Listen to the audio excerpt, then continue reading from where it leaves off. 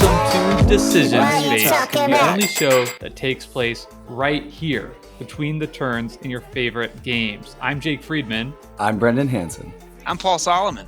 And this is the podcast about decisions in games. Today, we are welcoming you into the Interdecisional Spaceship Auditorium for the first ever official interdecisional debate between Paul representing Cult of the New and Brendan representing Cult of the Old. They're going to make their case for their respective cults, and at the end of it, we really need you to let us know in the Discord, let us know on Twitter who won this exchange. Could not be any more excited about it. How are you all feeling about this?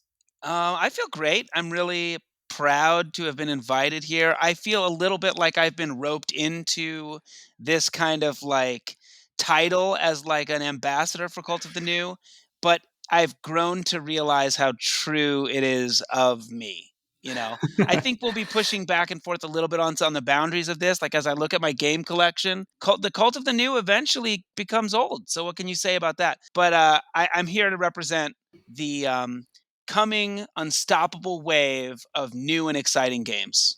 I just feel great because Paul is sitting in front of a wall of classic games that are the Cult of the Old. So that's uncalled for. Really We're going to keep this clean. Foundations okay, of Rome, right there. Is there anything more Cult of the New than that big Foundations of Rome box? But does it make the argument for you or for me? I'm not sure. Okay, but also really quickly, we don't condone joining cults. Let's just say that also. But now from this point, we have to head to our corners. So, okay, Jake, for the podcast. Yeah. This is, what is this? My copy of Babylonia, right? That? We're throwing it in the garbage. In the bin. Brendan has thrown Babylonia into the trash. Wow.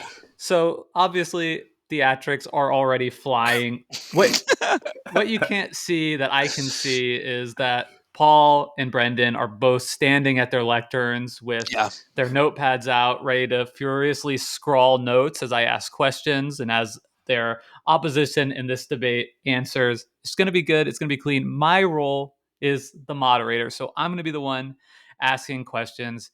And just one more time, I want to make this caveat clear at the top that this is for entertainment purposes only. And I've asked our two debaters today to really dig into their roles. So I asked them to, take the hard line for their respective position for the purpose of entertainment, but don't give Paul some hate mail after this because he said something bad about your favorite Reiner Knizia game. Yeah.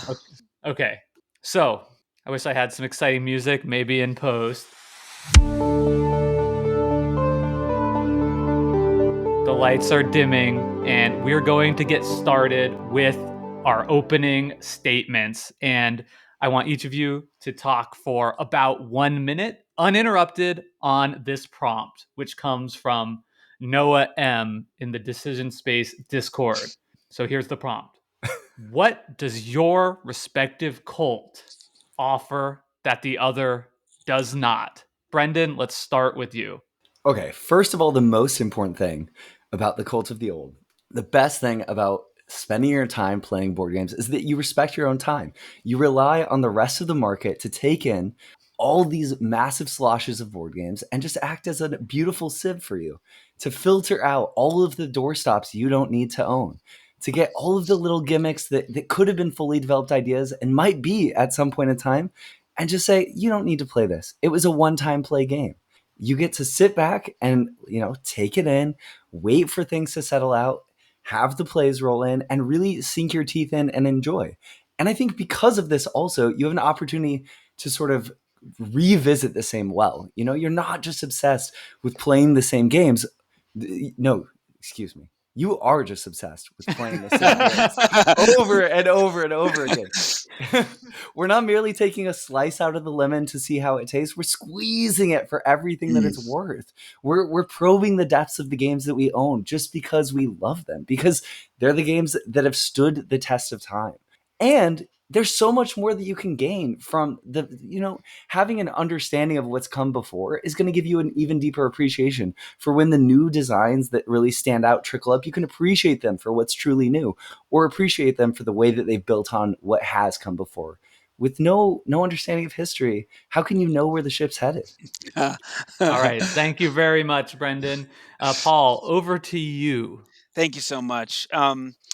Many things have changed in our time. The advent of TikTok has changed our attention spans.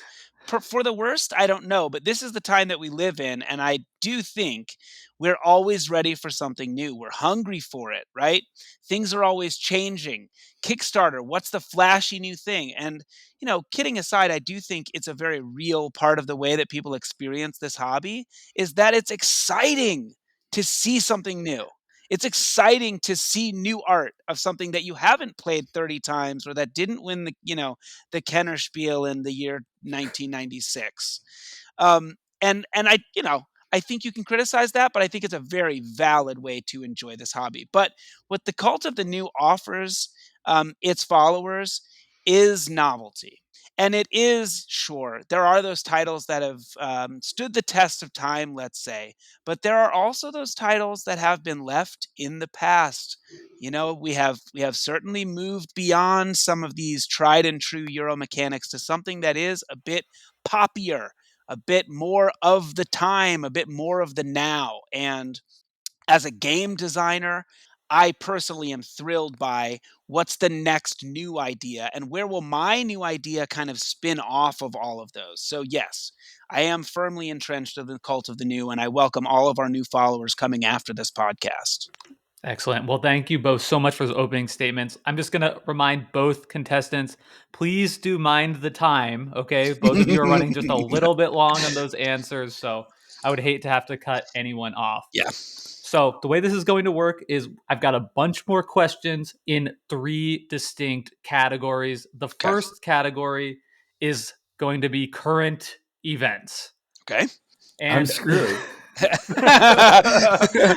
Definitely a strong cult of the new favorite in the current events. So this is I'm going to ask a question to one of you. You're going to have your time, about a minute, to respond, and then it'll go over to the other person if they would like to make a counterpoint. So I'm going to start with you, Paul, Yes. with a hard-hitting question from JC.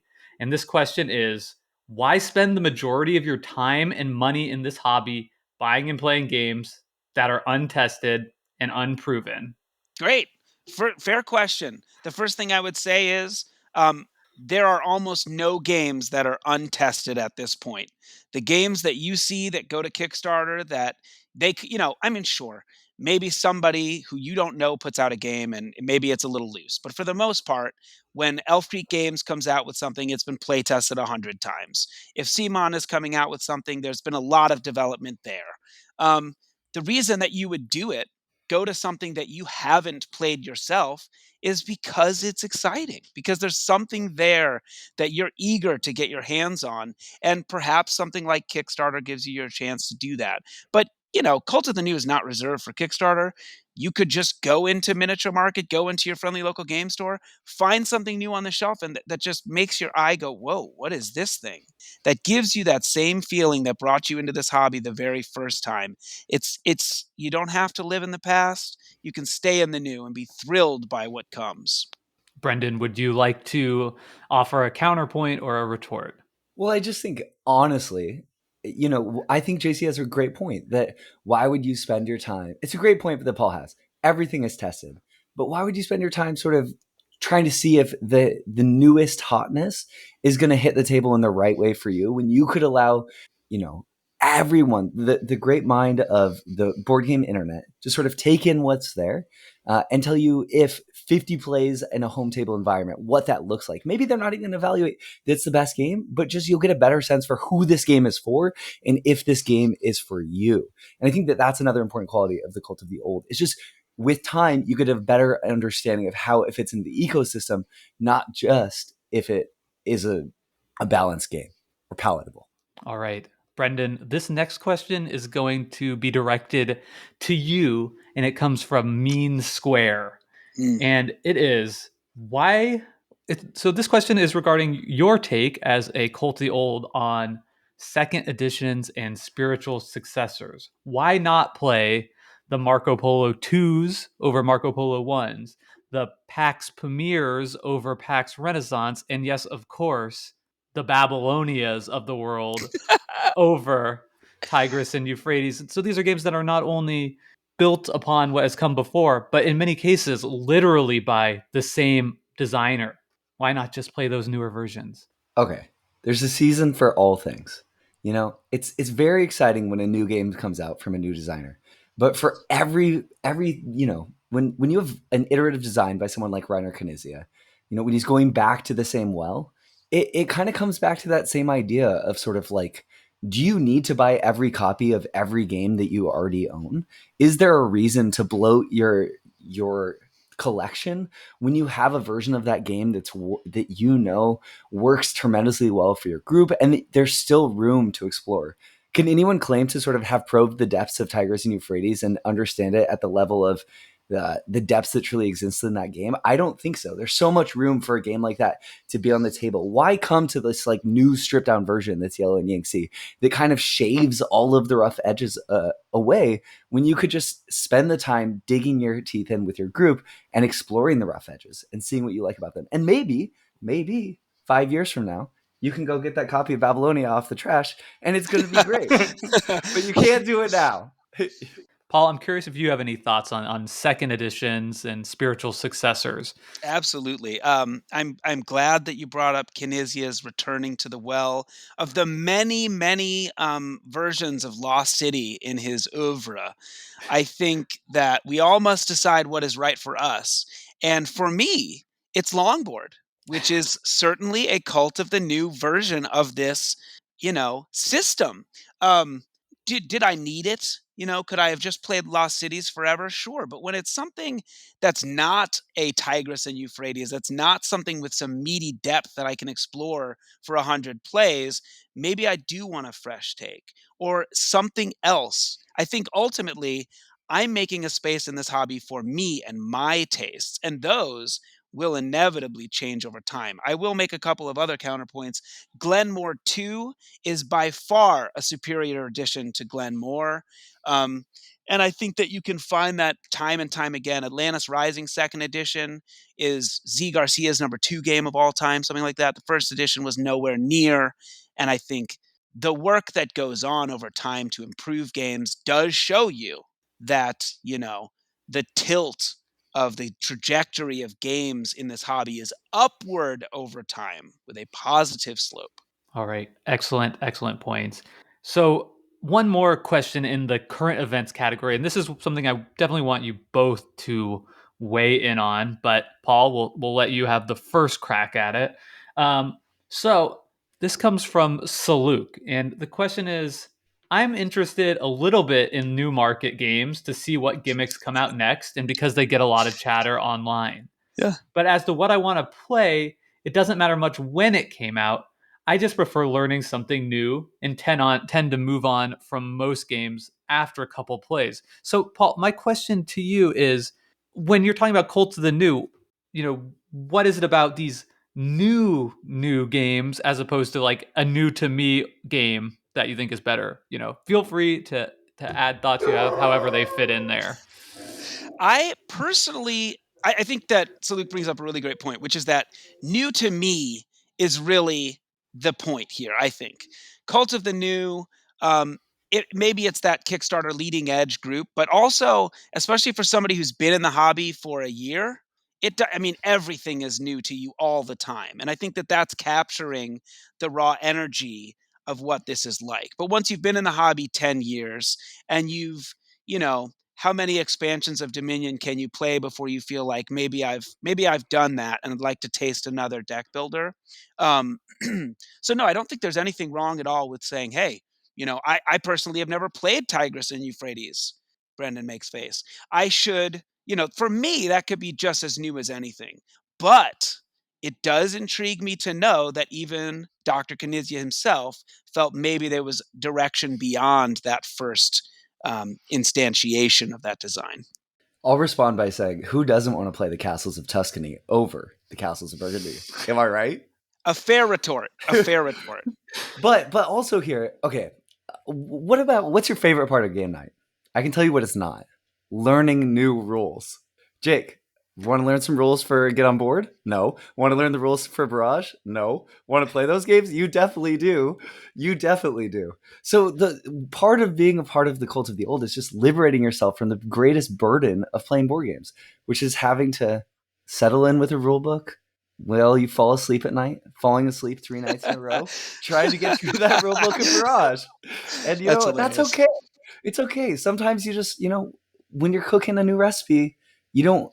Sometimes when you cook dinner, you want to go home and you want to make the thing that you've made 600 times, which Hmm. maybe it's not as exciting, but it tastes good and it's quick. And sometimes I just want to play Keyflower with Paul sitting right behind him because I already know the rules. And Right there's there. comfort in that. Oh, I'm so glad that's in your classroom, by the way. So good. I'd like to make a point here, if I may, Jay, because Brendan's thoughtful response here has given me some new territory to consider, and that is when you talk about teaching games or learning new games, this does take a personal spot for me because I am almost exclusively the teacher of every game that I play, and it is something that I do like to do. I do like to learn new rules because as a designer, I'm understanding the mechanisms and like analyzing it in a way that's fun for my brain. And then I get to do this other part of teaching it, which is also fun for me. I think that there are lots of people like you that dislike learning. My wife is definitely one of them. But I do think that learning new games, putting yourself in a learning situation as an adult is a really positive thing. I cannot stand for being cast as someone who does not like learning, so I can see the point. All right. Well, I think that gives me a lot to think about, and hopefully, it also is giving a lot of food for thought to our listeners back home all over the world. Let's move into the next category for the night. And I know this is something that is on a lot of people's mind these days, and that is, of course, the economy. Mm, It's the economy, stupid. I knew this was coming. Yeah. So let's get right into it. And once again, Paul, the first question is a hard hitting one. It's coming right at you. So this question comes from Noah M. And Noah says one of the most common words used in board game reviews today is replayability. Do you feel that replay value is important in games? And if so, how do you reconcile that with the desire to constantly try new games? Yeah, that's a good point. I do think replayability is really important in terms of the longevity. As I said earlier at the start of this thing, Cult of the New Games become tried and true treasures in your trove. And that's a lot of alliteration for me to sneak in here off the cuff. Um, I got games behind me that I bought right when they came out or got them on Kickstarter, and I've played them dozens of times. So if you're going to keep it around, yeah, that replayability matters. But it doesn't mean that you have to. There are games that I buy that I'll play, I don't know, 2, 3 times in a week with students or friends to show it off, and we'll get pretty much the same experience. And by that time, I'll know I think I'm ready to move on. But I don't think that's necessarily um, tied to Cult of the New exactly. It's not like old games have in general superior replayability to new games. I just think that sort of probably to Brendan's point, there is a filter on those old games and it's more quickly identified which ones are less replayable. But still, I mean, there might be a game from 1970 called Acquire or whatever year that came out that I play and play once. And I go, that game's going to be roughly the same every time I play it. And I don't need to play it more. Okay. So I feel that, I'm just going to keep hitting this food metaphor well. I started with lemons. I talked about making dinner. Now we're going to talk about cake. Oh, So, okay. I feel like new games, the cult in the new, that mindset a little bit espouses, coming into a piece of cake and having a delicious scoop of frosting. And who doesn't love frosting, right? Me. Personally, me. That does not make sense for the position you're arguing. Okay. Today, you love frosting. Okay. But For the sake of this, I love frosting. I am also not a huge fan of frosting. Okay. But All right. eventually, even with old games, to your point, Paul, you go into an old game and you're going to get a hit of that frosting. What makes this old game exciting? Even something like a game like Carcassonne, the first time I played it, there was frosting there. I get to do all these different things with these meeples. And I love that the different modes that they can exist in. But eventually you get to the decisional cake, the actual cake itself. And I think you can appreciate the game on a little bit deeper level. But part of the great thing about Cult of the Old is that while you're thinking about those experiences, and maybe this is from a design perspective too, somewhat, where I love the experience, Paul, of like taking a game that I love, that I know, that I've played for years, and putting it in front of someone new and watching them taste the frosting and Sure. seeing them slowly get into cake and watching how, as a player, they start to their shift in how they perceive that decision space changes. And I think it's hard to get that if you're both just going in, scooping off the frosting. Maybe you just, first you scoop off the top, then the sides. That's like 1-2 plays. And then you kind of chuck the cake. And I think it's fun to sort of engage and see the life of the game as it exists over multiple plays. Jake, are you going to ban food metaphors? Because I have like 6 He's more. he's very frustrated because you're throwing away the cake, but you've eaten it. It's a Yeah, whole problem. you're really going all in on the extended frosting metaphor. We'll see how it plays out with the audience. Yeah. But we'll move on to another question because I want to talk a little bit about crowdfunding and Kickstarter. And Paul, you've talked about that a little bit as being something that's really exciting, something of this day and age. And I don't think it is exclusive to Cult of the Nukes. We're also seeing old games being brought back in shiny new packages. So, Brendan, this question is going to be posed to you. When I see a game like Reiner Knizia's Raw being brought back in a super awesome deluxeified edition, I mean, that's something that excites me and I want to spend money on. Is that something that you, as a Cult of the Old person, cares about? Or are you good with your dusty old version? And if not, please explain this apparent hypocrisy. Look, to some extent, games are games. I want to experience the decisions in the game, and I want to experience the spirit that the game evokes. I don't need the new copy of Castles of Mad King Ludwig with 3-inch high painted minis. They're nice. I want to look at them. I want to enjoy the box on Paul's wall, but that box is thick. That's like an 8-inch thick box. I only have so much room in my life, and I want to make sure that I make every square inch of it count. So sure, I'll take the cheaper copy of Castles of Mad King Ludwig that someone else is willing to pass along because they want those chunky minis. And maybe for them that will work. For me, I'll keep my slim and slender box and I'll take a discount on it on the way. The game's the same. I don't need the plastic. Paul, do you see any value in Kickstarter from your position? I think as a designer, Kickstarter has like a whole other relationship for me because I deal with so much of the nonsense of that place. But as a consumer of board games, it's really fabulous. I think being a part of a campaign in the way that sometimes you get to be is really cool. Even just today, you and I are both big fans of Keyforge. Can't speak for my Cult of the Old. I mean, Call of the Archons came out in 2018. I believe that was just 4 years ago. But Yeah, he hates the it. exactly, it's basically trash.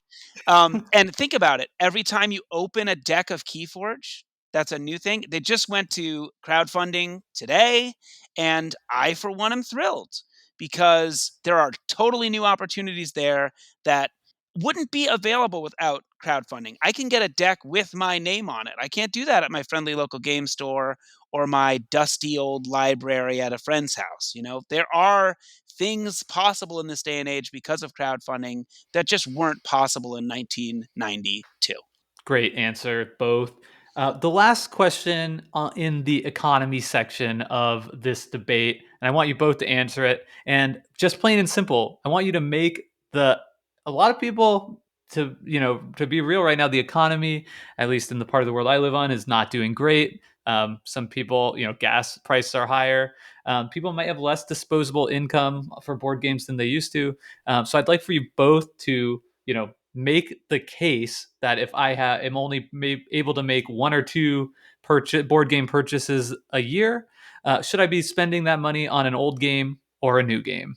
Yeah. Uh, Paul, why don't you go ahead and go first, and we'll end with Brenda on this one. Yep.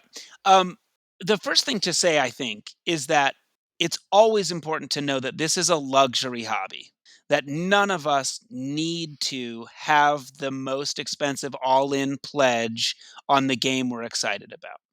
Um, and if we're only going to buy a game or two a year, we should feel really strongly that it's going to be something we're excited about, regardless of what time period that's coming from. But the point I want to make here, and I think it will be echoed by Brendan, is that um, the value of a game decays over time.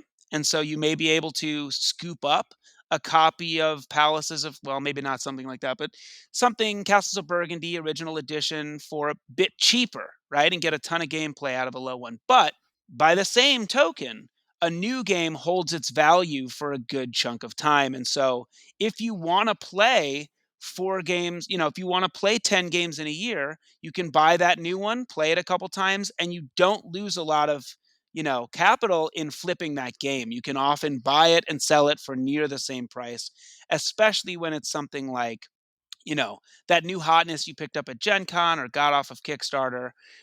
Those things do hold their value for a year or two sometimes, depending on the rarity. See, I feel like this is almost the perfect cult of the old question because, yeah, I'm trying to get the most value out of the games that I buy. So if I can only buy 1 or 2 games a year, I want it to be a game that I know has been tested by the market, not just by developers, not just by the designers themselves, right? And I want it to be something that I can really sink my teeth into. And also, to your point, I think, Paul, it's true that games do degrade in value over time, but one weird thing about the board game hobby is that there are those games that go out of print, or there are those versions of games that just become electric for some reason. Why do Sure. people want all of the Fantasy Flight versions of Reiner Knizia's games that got printed in 2013? They do look pretty nice.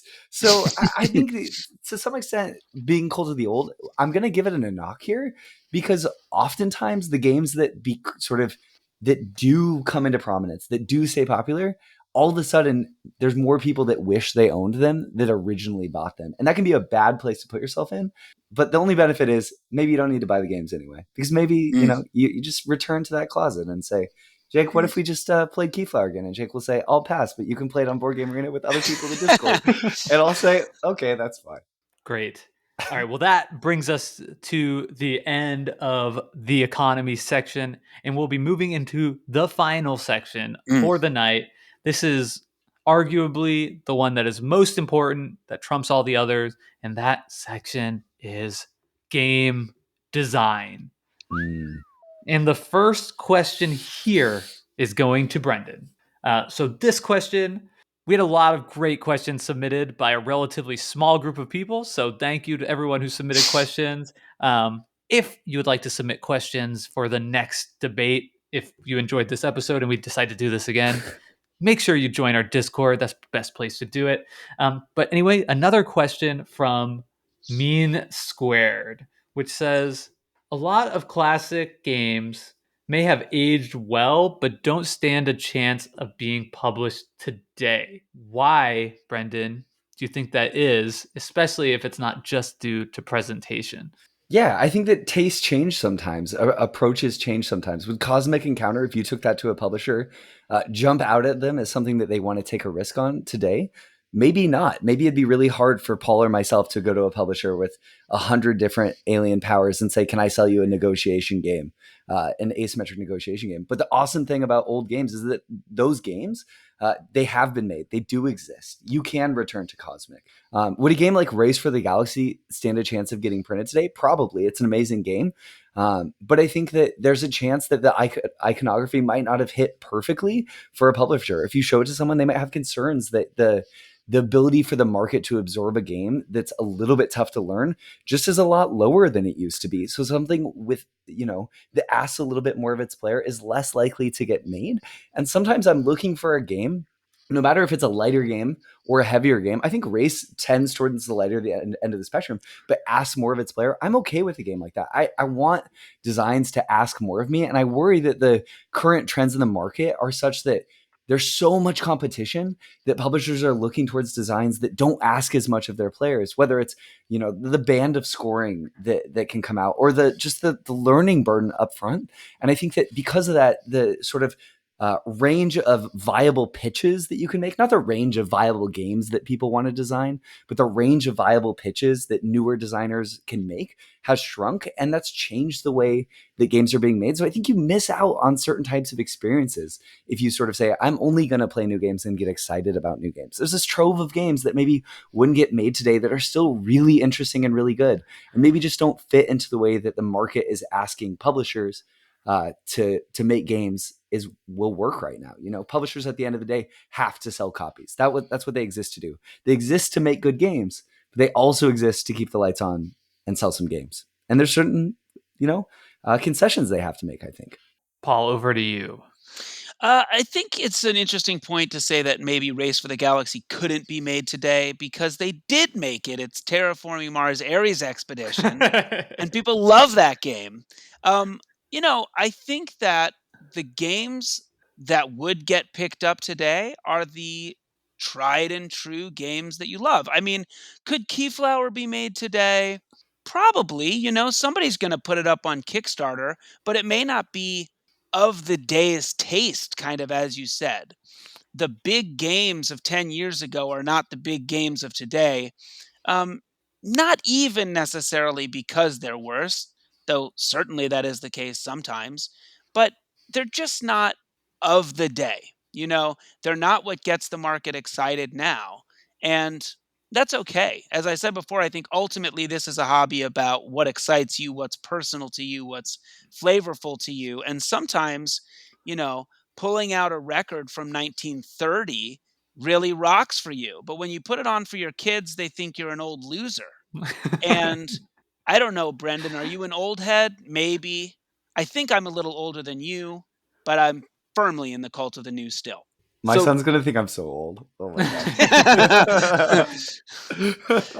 So following from that, and there's been a lot of discussion on and around this point already, but Paul, I want to give you the chance to answer this, which is, in what way do you think cult of the new, in the larger sense, right, the desire of people to purchase and try new games, affects game design? And I think one of the things that comes up is a greater need for games today to impress on the first play, maybe to the trade off of being a game that holds up to hundreds of repeated plays. So I wanted to ask, do you agree with that statement first? And do you think that's a good thing for game design? I appreciate the question, whoever submitted that. I think this is a really good point. And I can tell you from the development side that it's very true. Publishers are saying in this market, in this economy, you've got to have a good first play. And so with Honeybuzz, we thought about this all the time. The average play count for games is less than the number owned. So some games aren't even getting played. Now what that does to the design space is force it to get across. And that's I do think that's good. You've got to have an experience put in front of somebody where the first time they touch it, they they get what you want them to get out of it. It can't be some obtuse thing unless you know that the audience is looking for that. Has it pushed games to a broader market in a way? I'm not sure if it's kind of dumbed things down. I mean, the hobby game market is still niche beyond compare. Um, it's very hard to say, but I will say that the push for novelty in the cult of the new has pushed game design forward. Right, the games that exist now simply could not have existed in the past. Merchant's Cove, which is up now on Kickstarter, couldn't have existed 5 years ago because we were nowhere near thinking about that sort of asymmetric system, which is now kind of becoming popular and being iterated on and pushing things out in new directions that are really thrilling. I think the force of this kind of cult of the new dynamic on design has made everything come across faster and more palpably. So yes, I think that's good for design. There were merchant coves of the past, but right, if every day has its merchant cove, that game that couldn't have existed without the games that came before it. But what matters is the merchant coves that survive. And right, looking back, being a part of the cold new, you get to see which games have justified being there. So I think that from my perspective, I do want games that can excite on the first play. And I think that one time, let's just step back. Okay, I'm doing the debate thing, but I'm also going to just respond to this. I think the goal is both, right?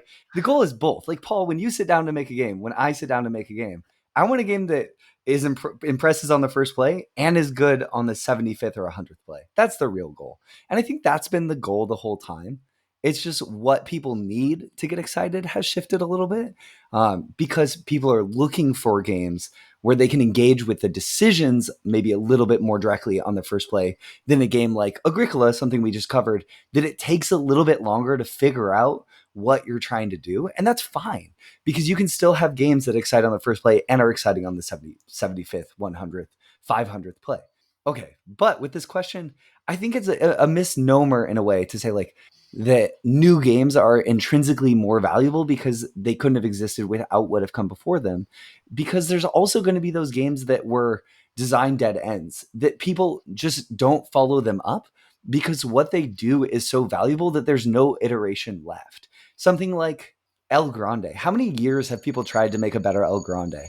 The answer is like coming up on 30.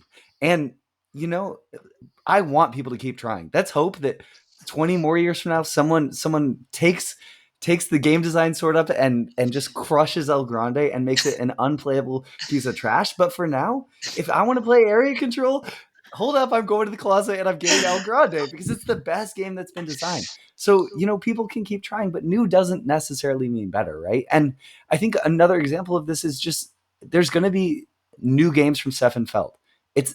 We'll see if there's ever a game from Feld that makes me want to own it over Castles in Burgundy, right? Like just because it's newer doesn't mean that it is fresher in that sense. Like eventually you have to try something new, and just trying something new for the sake of trying something new so you can stand out on the first play doesn't mean better. It just means Brendan, different. I'm going to have to cut you off there. Dang You're it. over time and I won't stand for this bonfire slander. Paul, I need 45 seconds on El Grande. Go. I'm shocked, first and foremost, that it took us this long to utter the words El Grande. But for you to say that in the time since its production and design, there's been no improvement on area control, I think I think it shows a great ignorance in your understanding of the landscape of game design.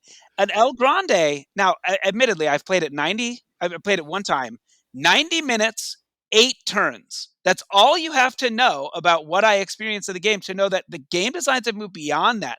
War of Whispers is a better area control game. There are tons. I doubt there's an area control game that's been made in the last 5 years that I wouldn't like more. And I don't even like area control. Ethnos is a better area control game than El Grande. That's all I have for now. Great points, all. So while this simmers down, I'm gonna ask another question, and this one is gonna go. Who did I ask the last question to? I'm getting lost. Me. I'm getting flustered. I went first. Okay, so this next question is gonna be to Paul. In the Paul. meantime, okay, no, I've got it right here, and this one comes from the Plav, and the Plav says, "I think there's great value in playing older designs. Being able to trace the lineage or family tree of ideas definitely adds another layer to appreciating the game design and appreciate the hobby." Paul, do you think that you need to have a foundation in older games to be able to truly enjoy Cult of the New Games as you do? I think, I think there is a point to be made here. Here's what I'll say about El Grande. When I played it, I had an appreciation for the elegance of the system and what they did for its time. Yes. But to say that if you don't understand the brilliance of El Grande, then Ethnos is meaningless to you is beyond absurd gatekeeping. Okay. You don't To be have clear, to I didn't know. say that. I understand. Plav, maybe. No, But he didn't. yeah. Jake, Jake said but and this is going to get a little bit to my closing statements. This is a very silly continuity issue, which is to say, where do you stop? You don't understand the full detail of the game of Go. You can't even play it once. It's a silly thing to try to say, well, if you don't understand the full history of the geek, forget about it. You are welcome in this hobby, and if you're excited by that, and hey, look, there's plenty of dumb games on Kickstarter. If you're excited by those, go get them. Have fun with it, even if you don't know the history of Take That games. I absolutely agree with Paul, and I will say that you do not need to have knowledge of games to enjoy games. But it's kind of like, you get to unlock another little wrinkle in this thing that you enjoy and love, right? When you understand the reference, the nod, when you see the improvement after you've waited 5 years for the market to test the game that you would like to enjoy, You can sort of relish and I think feel a little bit of joy for tracing the lineage. It's the reward for spending your time studying history. And do you have to do that to engage? No. Do you have to do that to enjoy? No. Is there something joyful there? Absolutely.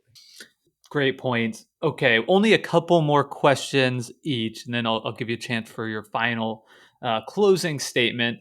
So this next one is going to Brendan, and it comes from Noah M again, and it says many art forms and technologies improve over time by iterating on an older work. Are board games the exception?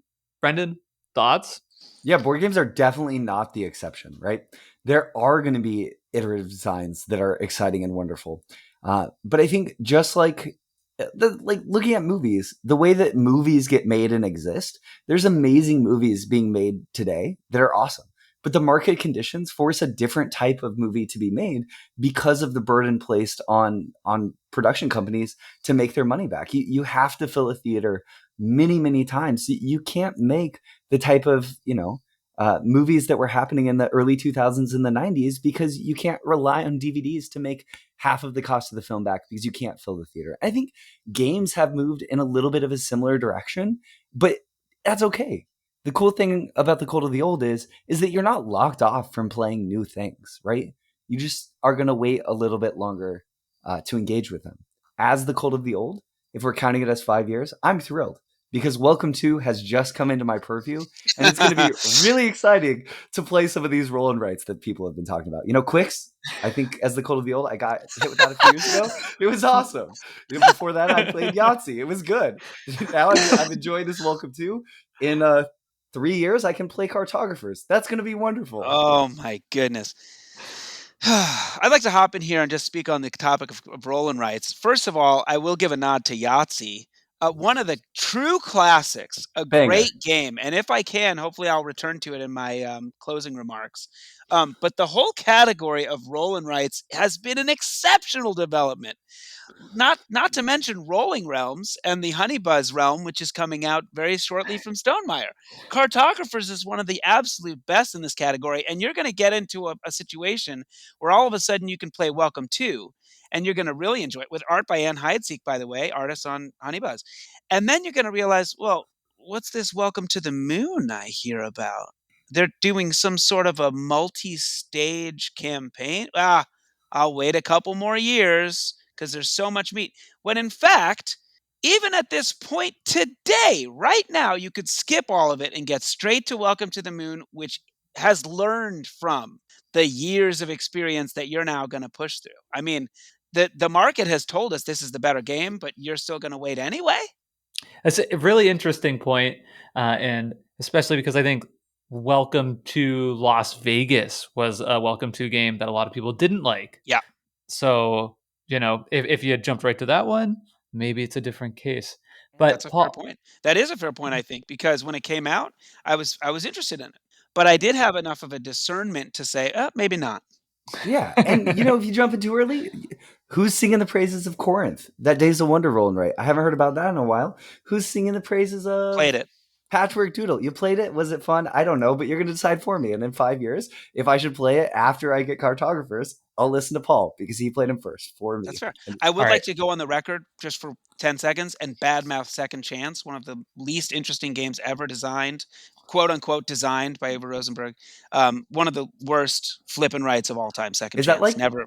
Patchwork Doodle? Also not a great roll and I'm write sure from it's Uwe exactly. You Rosenberg? just, here's a polyomino, draw that. Yep. Next, Yeah. here's a polyomino, draw that. Just fill it up. That's it. Yeah. all Right. right, So when Cartographers comes, boom, amazing. Can't wait. all Okay. right. Hopefully the I've app got still works on my iPhone.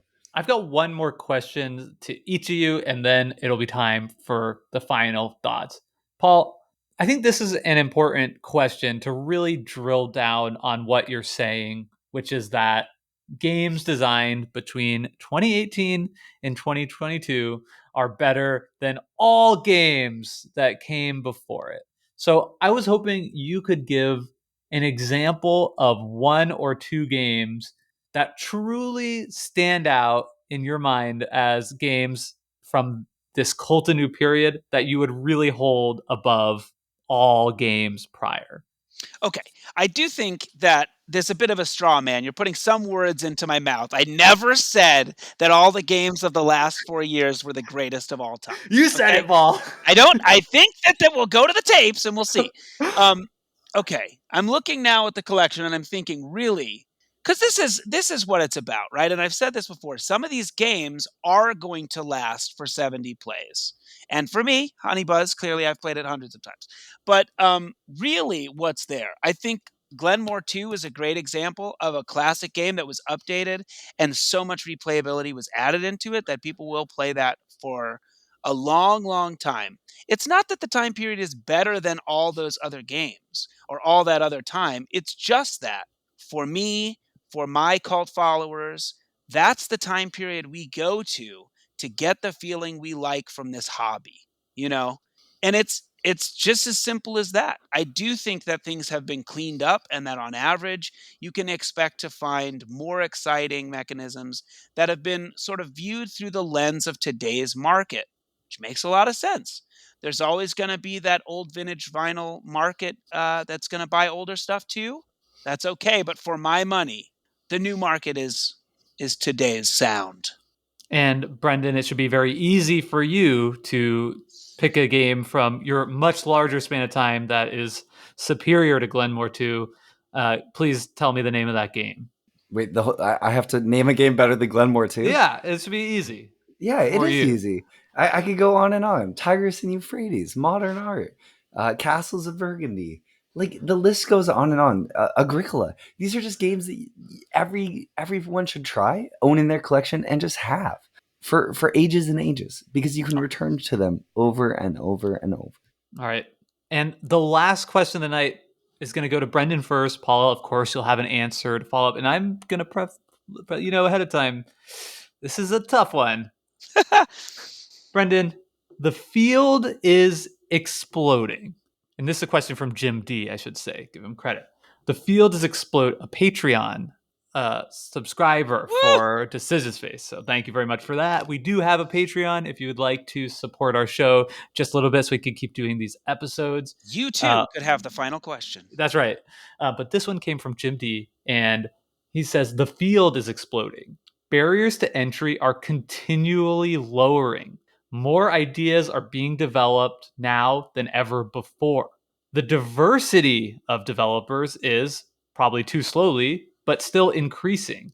And there are more excellent games in the past to draw inspiration and guidance from. Why wouldn't newer be better when there are so many more people and new ideas being able to come into the fold of game design? Yeah, this is an awesome question. The answer is, of course, that newer might be better, but that's not the point. The point is that eventually the newer will come, right? Like this is about not being caught up in fast gaming. It's about not getting burned, chasing the truck of the most recent Kickstarter just because everyone else is excited about it. The point is spending your time enjoying the things that you enjoy, enjoying the things that you love, and taking your time finding those gems. They're going to rise to the top. Yes, there are always new games that will become old. And the point of the cult of the old is not to say that necessarily a game is, I'm not creating a linear curve. The older the game is, the better it is. The only game I can ever play is Senate, and maybe I'm going to sneak a game of Go in because I can, deign to play a game invented 1,000 years ago, 2,000 years ago. That's not the point. The point is to slow our roll, to take a deep breath, enjoy what we can enjoy what we have, and let the good things come. We don't have to force them. We don't have to enjoy the hype more than we enjoy the game in front of us, right? We don't have to get caught up in, oh, I spent $70 on this game. I need to find a way to enjoy it and tell other people on the internet how much I enjoy it. The point is to sort of sit back and digest and then talk with people, engage about why this thing that you enjoy is the best thing that you enjoy. So, Paul, I can't wait for 2 years from now when I can actually tell you about why Babylonia is good. And in the meantime, let's talk about Tigris. One of these days you'll play Honey Buzz, I hope. We'll find out. I absolutely will play Honey Buzz. How many years do I have? It came out in 2020, I think, so we're 3 away. Dang it. Yeah, we'll get there. It's too hot. It's too hot right now. It's really the hotness. And I do appreciate that you found a way to get back to digestion and food. You did it again. Yeah. Paul, it's a bit of a softball, but any thoughts on sort of like growing diversity in board game design? And Yeah, I think that, to my point that the new market reflects new values, this is a perfect example. And what's happening with Puerto Rico is a great example. Brendan, I don't know if that's in your category of games you love, but I would have to imagine that this new edition of Puerto Rico is going to surpass the other for, human value reasons. And I do think that the market of today does a better job of taking care of appropriate values and making sure that the people that are making the games and earning money from the games are being treated well. And when you buy a game off the secondhand market, of course, it doesn't interact with what occurred when they were made. Right, has nothing to do with that. But you can put your money where your mouth is to some extent, and buy a game like Libertalia, which has an artist of color, or games that are designed by or by designers of color, or other types of people that just weren't in this hobby 15, 20 years ago. Okay, stop the tape because I need to say one thing and I can't have it be on the record. Paul, okay, Honey Buzz is really gorgeous. It's Thanks, really man. a pretty game. Thanks. That's the part I didn't do, but I do appreciate it. I know, but it's so nice looking. Yeah, Which is it's fabulous. yeah, well, I would Yeah. obviously never allow this onto the podcast. good. You cut it, right? Yeah. Yeah. Oh, yeah. Like big time. Thank you. okay. Put it on the Okay. pile of those 10 other comments we each made. Okay. Let's see. Back to the debate, and it is time now for our final thoughts and closing statements. Paul, you had the last word on that final question, so I'll have you go first with your closing thoughts, and then Brendan, you'll have the opportunity to do your closing thoughts second. And I want you to really think about the fact that you are now talking not to me, your handsome moderator, but to people all over the world who tune into Decision Space each and every week because they care about decisions in games. Thank you. And I'd like to thank both of you for bringing me on today. This has been a real honor and a pleasure. Here's really what this is about, okay? The only constant in life is change, right? Times change. Your taste changes. Even if you find that copy of Priests of Ra that you adore, that you love showing to people, they might just come out with a new edition at 25th Century and it's so darn beautiful that you have to have it. That's okay. Not only is it okay, it's the only thing. Even if you have that copy of Tigris and Euphrates after you've played it 250 times, you just might get to the place where you decide that's enough. Every game we've discussed today is likely to be meaningless 2,000 years from now. It is a silly, silly thing we discuss. Is it 5 years? Is it 4 years? Is it 20 years? Of course, it's a meaningless distinction. But Brendan brings up a great point. Are we chasing something silly? Are we chasing something ephemeral? A moment that can only be there, some silly novelty? Yes, we are. That's all there is in this brief life we live. Find the things that are meaningful to you. Hold on to them as long as you want. And when the time is ready and it's finally your moment to move on, you can sell that game that you bought a month ago. And you'll make pretty good money on it too. I rest my case. Well, if you'd like to be in the business of selling games you just bought because you regret them, you can chase the cold of the new. And you'll get to play them once and sort of say, well, that was a game. And it was kind of nice.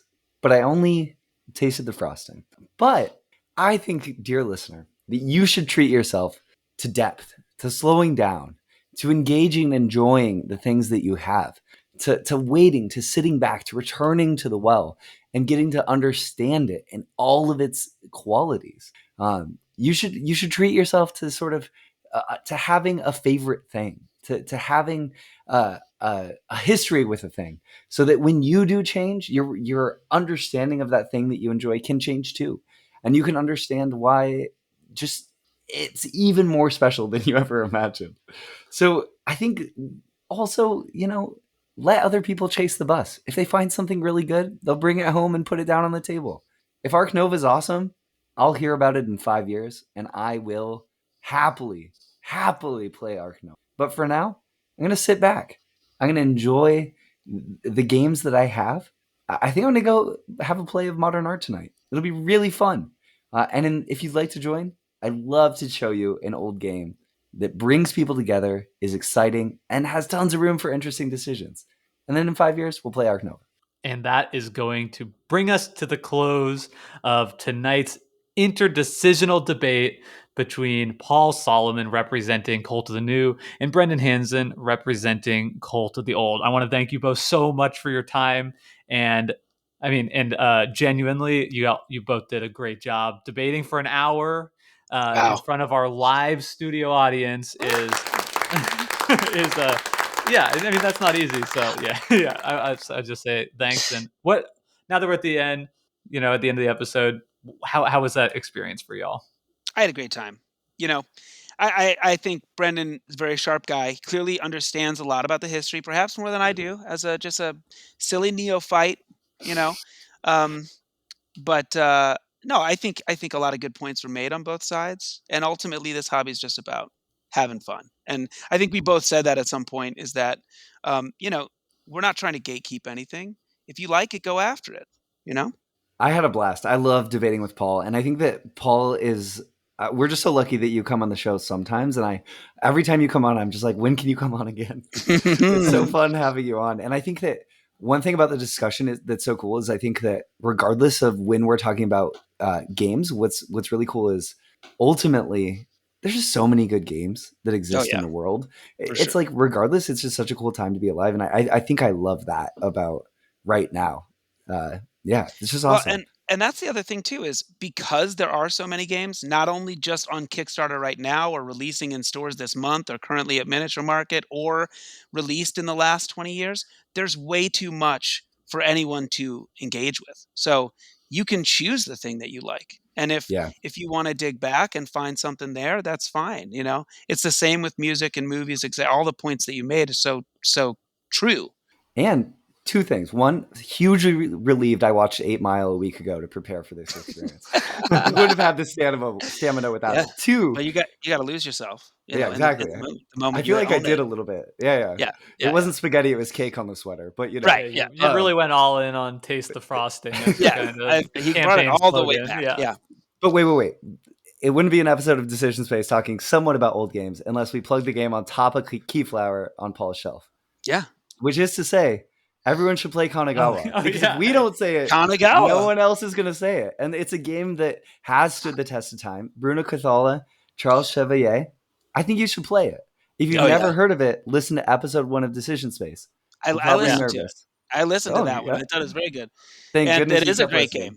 Oh, it's so good. That's, and I'll just wrap us out here. The one last plug for the Discord, because just thanks everyone for all those great questions. I think almost every single one of the ones I asked came directly from somebody submitting them. And in the thread where people are posting these questions, there's just awesome discussion, like asking and answering all these too.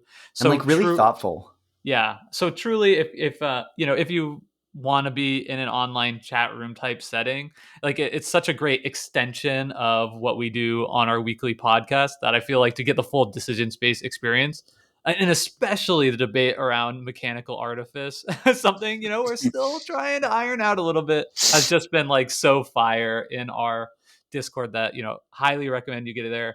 As always, link is in the description. Paul, thank you again for coming on. Thank you both, fellows. And, last but not least, we should thank, as always, Hembry for our intro and outro song, Reach Out. And until next week, hope y'all have a great time playing board games. That's not what we say. Brendan, you say bye.